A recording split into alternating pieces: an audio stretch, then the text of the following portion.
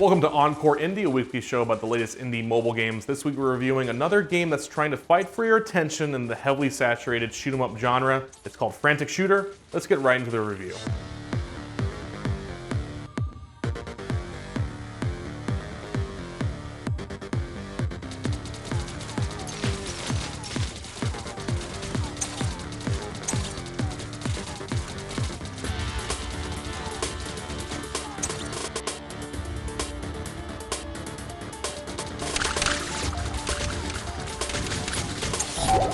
Shoot-'em-ups are a dime a dozen these days on the App Store. In fact, we just reviewed one a couple weeks ago, Skyforce Reloaded. That's a fantastic one. But back to the game at hand, Frantic Shooter. This is an interesting one in that it seems like every shooter you've played before, but there's an interesting twist. As most shooters on mobile feature auto shooting to keep the controls and game mechanics simple and focused, Frantic Shooter also features auto aim. Now this might be a big no-no for some of the die-hard fanatics out there. You would think this game is less of a shooter if the game is both shooting and aiming for you. But the auto shooting works surprisingly well. It detects the enemies that are your most immediate threat, and you still influence where your hero is shooting by swiping towards your enemies. The basic controls are very intuitive, and constant short swipes move your character a little bit at a time, and a strong flick will send your character across the map in any direction. I found the auto aiming quite refreshing as I was able to fully concentrate on the movement of my character and had a lot of fun weaving through the map while taking out bad guys.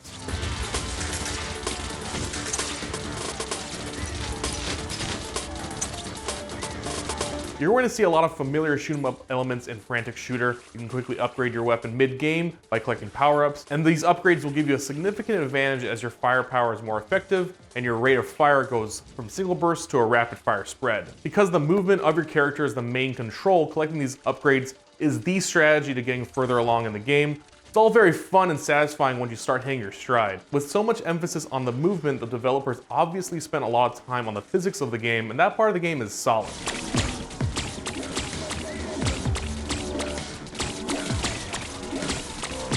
And while I had a ton of fun with Frantic Shooter, I'd like to point out a couple of things that held it back from being a great game. First off, the game's presentation and art style just don't feel as polished as I would like. Some of the color schemes and design in the menus just seem a little bit off to me. I know that's kind of a nitpick, but it's something that was hard for me to get past. And secondly, I found the unlockable characters and weapons to be a little bit underwhelming.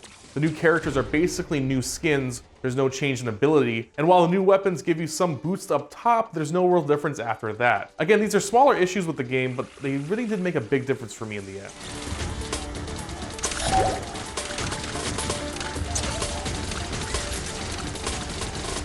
To sum up my thoughts on Frantic Shooter, I think this is a solid shoot-'em-up. The fluid physics and intuitive control scheme make this game worth checking out, especially as a free-to-play title. There were just a couple of things that held it back from being a go-to shooter for me in my game library. But if you're jonesing for a new shmup, you should check out Frantic Shooter. Now, if you watched this review and decided to download the game, let us know by tweeting at us. You can find us at Halfbrick, and we'll see you next time.